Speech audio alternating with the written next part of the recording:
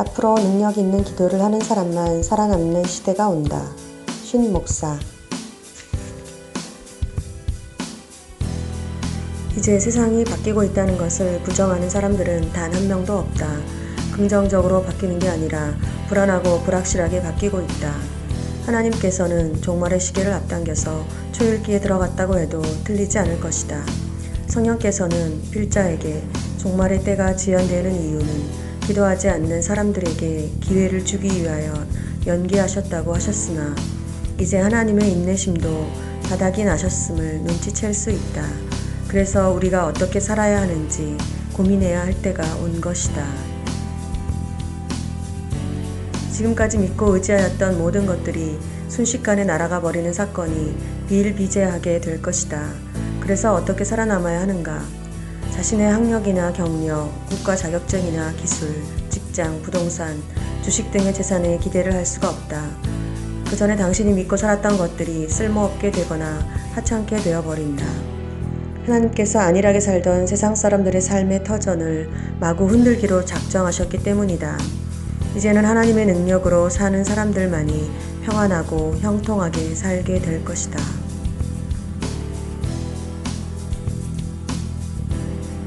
여호와는 악인을 멀리하시고 의인의 기도를 들으시느니라. 진실로 너희에게 이르노니 만일 너희에게 믿음이 겨자씨 한 알만큼만 있어도 이 산을 명하여 여기서 저기로 옮겨지라 하면 옮겨질 것이요 또 너희가 못할 것이 없으리라. 당신이 평생 교회 마당을 밟으면서 위 구절과 상관없이 살아오셨을 것이다. 기도에 응답이 없어도 고수입을 얻는 국가 자격증과 돈 잘 버는 점포, 든든한 직장, 모아놓은 부동산과 재산을 의지하며 천국에 들어가는 자격을 얻기 위해 교회에 나와 예배를 드리고 11조를 드리며 교회 봉사를 해왔기에 말이다. 말하자면 세상에서 사는 능력은 자신의 직장과 점포, 자격증을 의지하며 살았기에 기도의 능력이 없어도 큰 문제가 되지 않았다. 그러나 하나님은 그런 당신의 세속적이고 패역한 삶의 방식을 송두리째 엎어버리시고 돈을 하나님보다 더 사랑하고 의지하는 죄악을 드러내게 하실 것이다. 그리고는 전지전능한 하나님의 능력으로 사는 하나님의 백성들만 평안하고 형통한 삶으로 인도해 주시고 세상의 두려움에서 안전하게 지켜주실 것이다. 그래서 앞으로는 성령과 동행하는 기도의 습관을 들여서 능력 있는 기도의 사람들만 생존하게 될 것이다. 그래서 당신이 가슴이 뜨끔해지고 두려움에 질려서 울부짖으며 기도를 한다고 하더라도 큰 소득이 없을 것이다. 능력 있는 기도를 하는 사람은 오랫동안 기도의 훈련을 통해 성령과 동행하는 훈련을 들여야 하기 때문이다. 즉, 능력 있는 기도는 하루아침에 얻어지는 것이 아니다.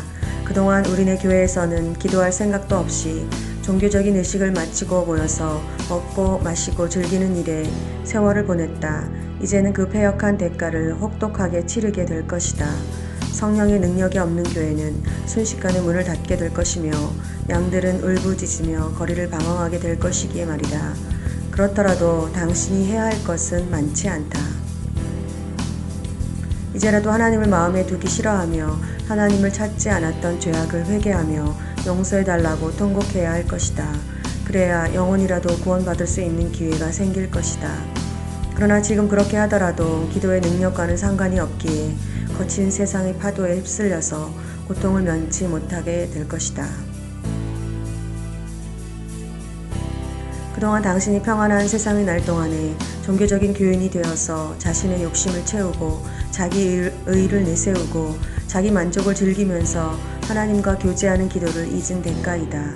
그래서 통곡하며 하나님께 불쌍히 여겨달라고 기도하셔야 할 것이다.